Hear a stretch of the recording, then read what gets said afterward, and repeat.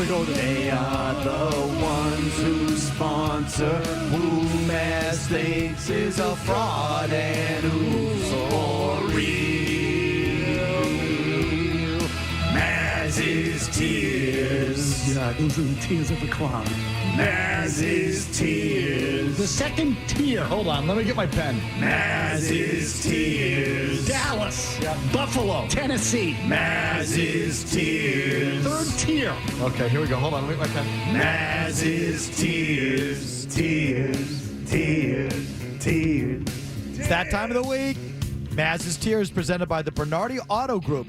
Come and do any of Bernardi's 5 locations and celebrate summer. Whether it's a new Audi, Acura, Honda, Toyota, or Volvo, Bernardi has the perfect vehicle for you and always at a great price. Again this week, failed franchise savior, I don't know what you want to exactly call it, but high draft pick, coach, GM, come in to save the day who doesn't quite get there. Or did you put some that actually did? I put something that actually did to give people an idea of what we're talking about. And let me just say up front, people are going to screw this up. No free agents. We're not talking about Pablo Sandoval, and we're not talking about Kurt Schilling. We're not talking about free agents. Basically just high draft picks that came in with a certain amount of hype, and I emphasize high draft picks. Like there has to be a label stamped on you from the very beginning, phenom, someone who's going to rescue us. Right. That is the idea. And there are some coaches that have been brought in here, or executives, same idea. I think I have mostly coaches or all coaches, but same idea. Okay, they were brought in to rescue you and fell short of that in some capacity. So let me start with the people that I would say were stamped as coming in and given the stamp on their forehead of this person is going to lead you out of this. Yep. Okay, this is tier 4. We'll start at the we'll start at the top at the bottom. And you're saying these are the guys that actually did it. Yes, Bobby Orr, Larry Bird, Jason Tatum, Ray Bork, I'll get to him in a minute, Roger Clemens, and Bill Belichick.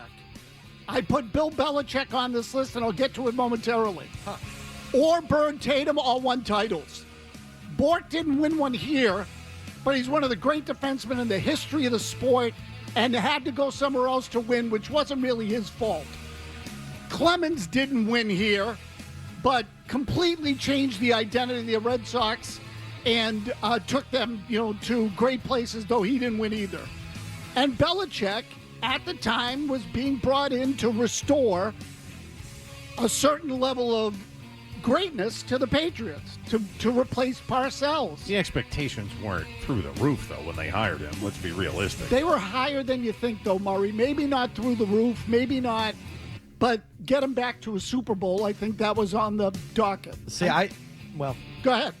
I think Parcells was viewed more of that than Belichick. Okay, so I should have put Parcells on this list Belichick as well. was kind of a flyer. A lot of people were against it.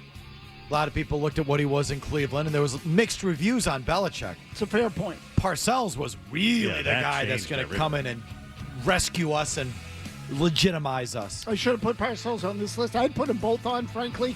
But in any case, Parcells is, again, now I'm pulling a Kraft and keeping him out of the Hall of Fame. So I should have put Parcells on this list. I will agree on that. Tier 3, which is semi got to where they wanted to, or were, Nomar Garciaparra. Now, why would I put Nomar on tier 3? Because they had to get rid of him at the end of the day to win. He was good early in his career, but by the end of it, it was not going to work here, and they had to ship him out of town. Chauncey Billups, high draft pick, and it was really more of a Rick Pitino mistake than a Billups mistake. They drafted him. They didn't stick with him. Not necessarily his fault. Sam Horn.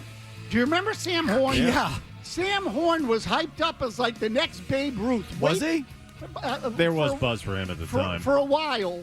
And again, not the kind of buzz that would exist for a really high draft pick, but in the minor leagues, he became something of a phenom and came to the big leagues and had, sort of an initial burst that was pretty good and then just kind of vanished.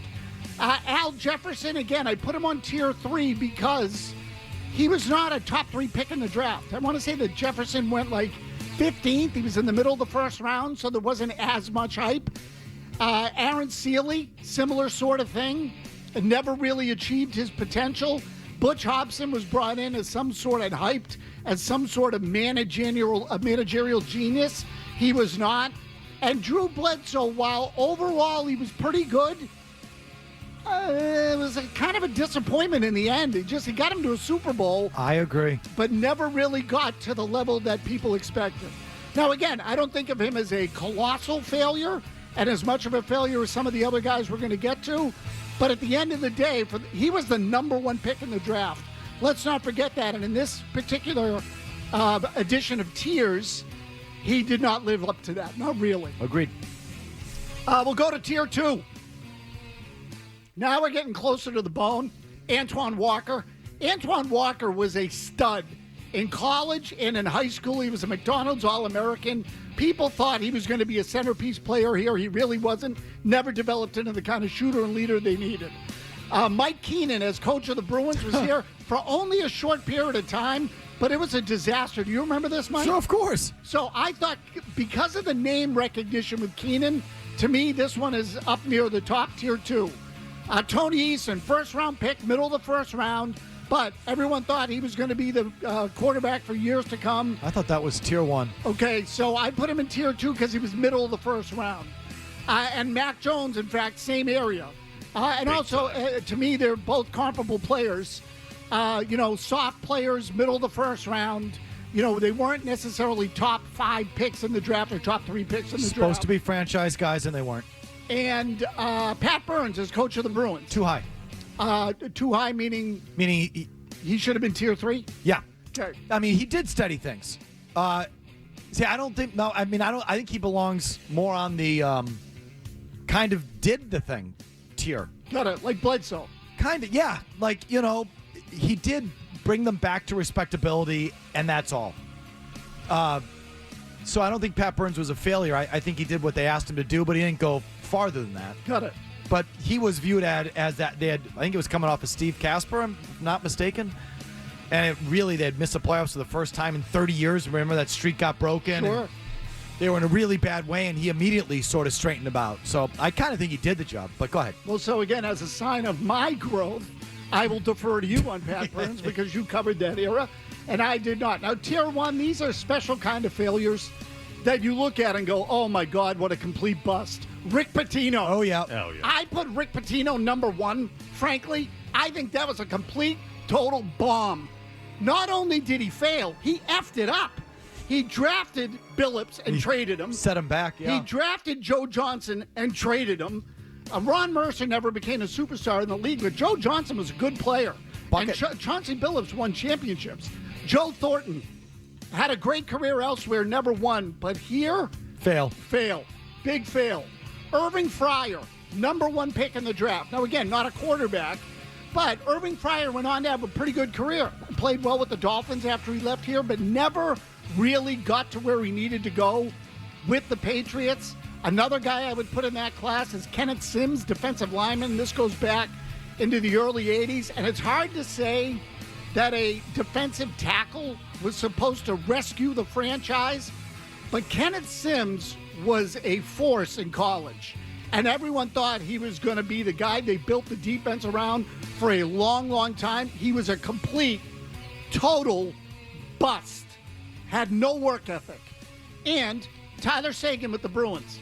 Another one. That was a big one. He was number 2 in the draft and was supposed to be the guy that would take over in the middle for eventually Bergeron, Krejci, those guys who ended up staying here a lot longer. As it turned out, Seguin was the first to go. Was not a fit in their culture, was immature. They got rid of him. He, too, has not won anything yet. But that was a big bust for the Bruins, as it turned out. Okay, there you go. Failed franchise saviors, if you will. Failed franchise guys. Drake May has not landed on your list. Not yet. How much longer until he's on there? That's the question. Okay, so I just couldn't bring myself to put May on it this early. He's only started 12 games or whatever.